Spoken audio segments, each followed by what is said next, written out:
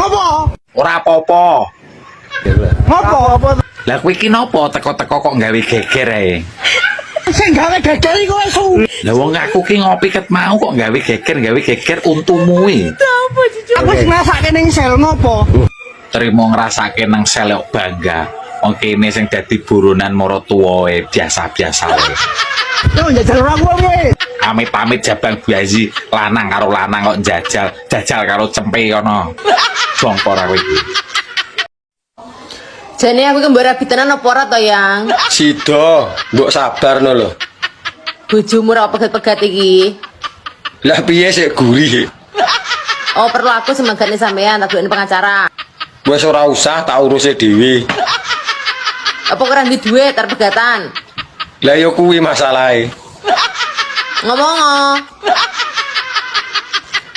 Wis ngomong no, lho kok jarani Luar negeri saiki nuwun sewu ya saiki wis kirim layang, ngirim-ngirim barang iki wis ora sah kesuwen. Cukup gawe HP paling tidak di WA, di SMS utawa di WhatsApp, di BBM wis teko langsung tekan pengiriman barang cukup lewat WA atau BBM. Lah kuwi cuma lewat HP yo nek ana pulsane, nek ana internet tendane ora. Wong Jawa ket biyen kuwi iso ngirim niku Mas, jarak jauh wis iso diantar. Iso ngirim, iso carane. Pingin wetengmu tak leboni radio ngomong saiki Sing luwih gedhe mesin cuci. aja radio to apa nek perlu radio TV kulkas sak omahe pisan karoane aku ben gak ngontrak susu kuda liar Lah anji kok piye ora mlayu-mlayu malan kuwi kuda liar kok jiko susune goblok kok piye kok. aduh Susu ning toko ae nyir. Kowe iki piye to, Cul? iki singkatan Aku piye.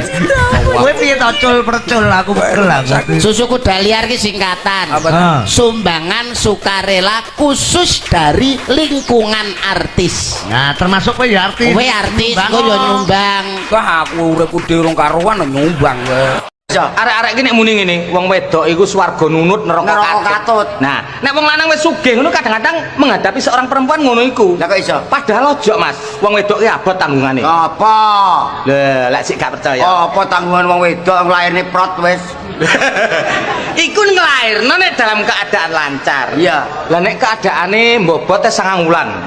Iku cara wong Jawa ngarani topo. Apa? Nek arepe nglairno diarani Perang cakil. kok perang cakil ya apa? Perang sabil. Ya.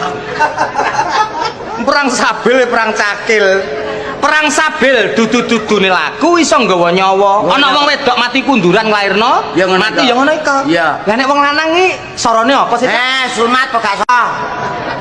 Iyalah wong sunat lho. Lah wong sunat iki lama diketok tel mari. Diketok tel ya nek doktere gak mendem. Doktere mendem kacau, gak cocok wong wedok-wedok kuwi.